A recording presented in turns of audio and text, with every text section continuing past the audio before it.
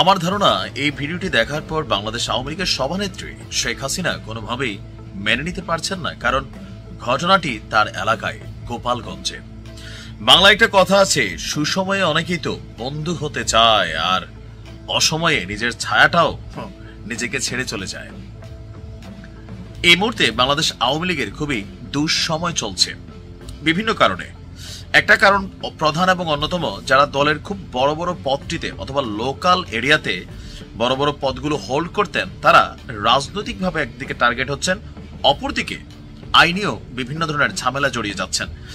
এই অবস্থায় কেউ ইচ্ছায়, কেউ আবার অনিচ্ছায়, কেউ বা কৌশলে নিজের দল পরিবর্তন করছেন, যেমনটা আমরা এর আগে বিএনপি এবং জামাতকে দেখেছি। তবে এই খেলায় জামাত একটু বেশি এগিয়ে ছিল। যাই হোক, এখন আওয়ামী লীগেরও সেই সময় আসছে, নেতারাও নানান কৌশল নিচ্ছেন, নাকি অন্তর থেকে আসলে অপছন্দ করছেন।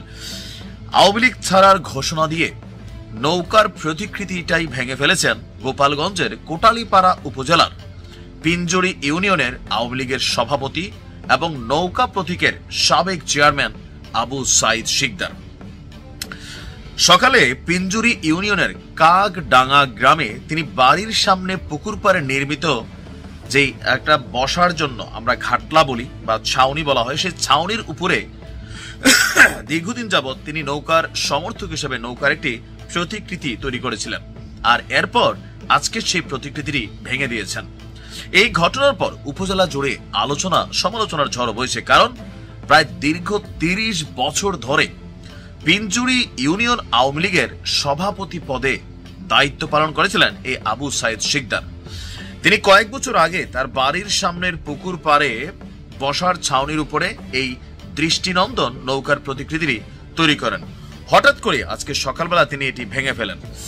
আর আওয়ামী লীগ নেতারা বলছেন যে তার কি বলা হয়, যে এখানে বিভিন্ন সময়ে তার মামা ছিল প্রয়াত ধর্মমন্ত্রী, এরপর হচ্ছে নৌকার প্রভাব নিয়ে তিনি দীর্ঘদিন এখানে ভালোই পয়সাটা কামাইছেন, কিন্তু এই মুহূর্তে আওয়ামী লীগের দুঃসময় নিজের পিঠ বাঁচাতেই হয়তোবা এমন কর্মকাণ্ড করেছেন।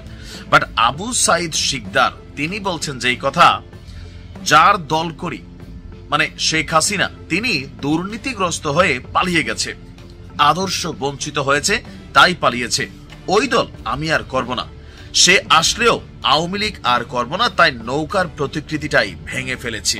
এখন এই কথা গণমাধ্যমকে তিনি নিজেই জানিয়েছেন। এর পেছনে কোনো হুমকি ধামকি অথবা লোকালি কোনো হয়রানি অথবা আইনি কোনো ঝামেলা, এগুলো তিনি আসলে কোন রকম এখানে মন্তব্য করেনি। তার মানে তিনি যে কাজটা করেছেন তিনি স্বেচ্ছায় করেছেন। আর তার এই কাজ দেখে ওই যে বাংলা প্রবাদ বাক্যটা আবারও প্রমাণিত হয় যে সুসময় অনেকে তো বন্ধু হতে চায়। দীর্ঘ লম্বা সময় বাংলাদেশে আওয়ামী লীগ ক্ষমতায় ছিল, অনেকেই বিলিয়নস অফ টাকার মালিক হয়ে গেছেন, আবার অনেকে মামলা খাইয়া এলাকা এবং দেশও ছেড়েছেন আওয়ামী লীগেরই। কেন? হাইব্রিডদের দৌরাত্ম্য। হাইব্রিডদের দৌরাত্ম্যে প্রকৃত আওয়ামী লীগ যারা ভালো মানুষ ছিল তারা কোথাও পদ পদবি পায়নি। চোর চোরটা হাইব্রিডরা যখন বিভিন্ন জায়গায় কমিটি থেকে শুরু করে স্বজন প্রীতির ডালপালা গজায় গেছিল, তখন আওয়ামী লীগ তার অস্তিত্ব বা শিকড়ের যে মানুষগুলো, সেই মানুষগুলোকে অবমূল্যায়ন করেছে। আর এখন সুদূর বিদেশ থেকে বসে সেই রুট লেভেলের বা গ্রাস লেভেলের নেতাকর্মীদেরকে উজ্জীবিত করার চেষ্টা করছেন শেখ হাসিনা। বাট এই মুহূর্তে এই আবু সাইদ শিকদার যে কর্মকাণ্ড করেছে, এটা কেন করেছে? আমার ধারণা ওই একটাই, এর আগেও বাংলাদেশের সরকার পরিবর্তন হয়েছে, কিন্তু এই ধরনের ঝামেলা মব জাস্টিস দৃশ্যপটও কিন্তু হয় নাই। বাড়িঘরে লুটপাট, আগুন, এগুলো কিন্তু এতটা হয় নাই এইবার যতটা হয়েছে। অনেকে ভয়ে আতঙ্কে আছে যারাই বড় বড় পদগুলোতে বসে আছেন, যে কোন সময় আমি একটা বাটে পড়ে যাই, ঠিক আছে। আর যে পরিস্থিতি আওয়ামী লীগ বাংলাদেশের ক্ষমতায় আসবে, রাজনীতি তো আসলে ভাই পরিবর্তনশীল। ধরেন যদি কখনো আসে মিনিমাম 7 বছর, একদম চোখ দিয়া লিখিত ফালাই রাখেন। কেউ 40, 20, 30 বলছেন, বাট আমার ক্যালকুলেশন বলছে মিনিমাম 7 বছর। কেন? বাংলাদেশের জনগণ কোনো একটা দলকে ক্ষমতায় বসালে ওই দলের নেতাকর্মীরা মাশাআল্লাহ এতটাই জনসেবা করেন যে মানুষ খুশিতে এত সেবার নিতে চায় না, আর দিও না, পেট ভরে গেছে। তখন তারা ভাবে যে আগের যে দলটা ছিল ওদেরকে, কারণ ক্ষমতার মূল ভাগিদার বাংলাদেশ আওয়ামী লীগ এবং বিএনপি, এর বাহিরে কোনো দল ওইভাবে প্রতিষ্ঠিত হতে পারেনি। নির্ভর করবে বিএনপির উপর। অলরেডি বিএনপির বিভিন্ন ট্রেইলার নেগেটিভিটি কিন্তু ক্রিয়েট করে ফেলেছে, বাট ক্ষমতার দৌড়ে বিএনপি এগিয়ে। আর ক্ষমতায় যাওয়ার পরে এই ট্রেইলার যদি চলমান থাকে, তাহলে এই দেশের মানুষ ফেসিস্ট ভুইলা আবারও আওয়ামী লীগকে ভোট দেওয়া বসবে।